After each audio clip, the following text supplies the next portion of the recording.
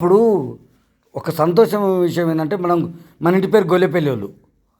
గొల్లెపల్లి వాళ్ళ ఇళ్ళల్లో నా అన్నల ఇప్పుడు రాములన్న కానీ, మల్లన్న కానీ, శంకరన్న కానీ ఎవరైనా జీతమే ఉన్నారు కానీ ఎవరు చదువుకోలే.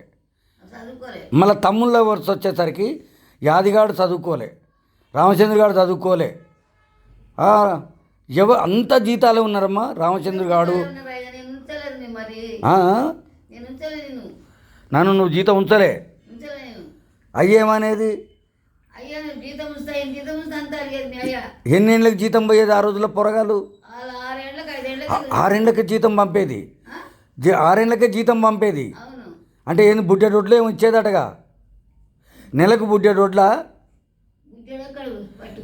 ఎంత?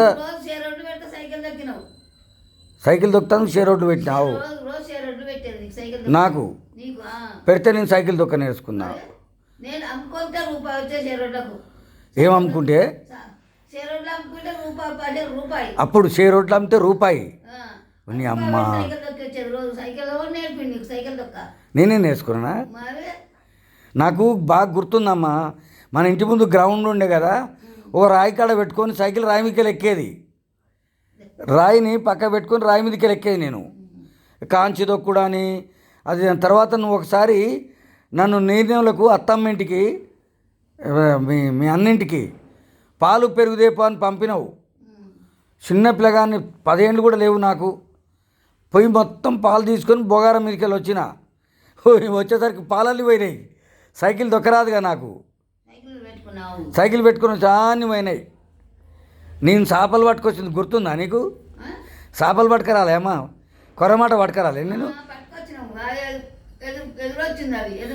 నీ తల్లి ఎదురొస్తే నేను పట్టనంట కాదు.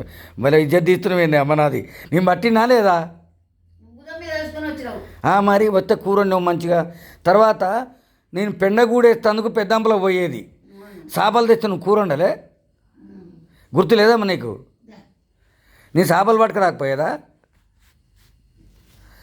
నేను 9-10 ఏళ్ళకే పెండగూడే పోయేది.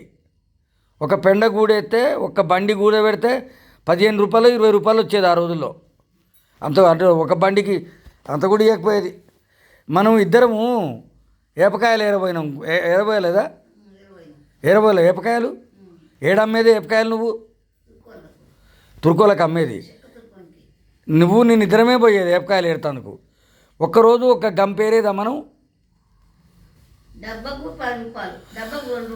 డబ్బకు 2 రూపాయలు. ఎన్ని డబ్బాలు ఏరేది మనం?